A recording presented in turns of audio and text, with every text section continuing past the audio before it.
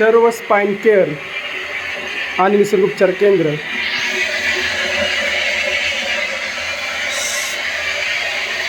Steamer चालू झालेला आहे।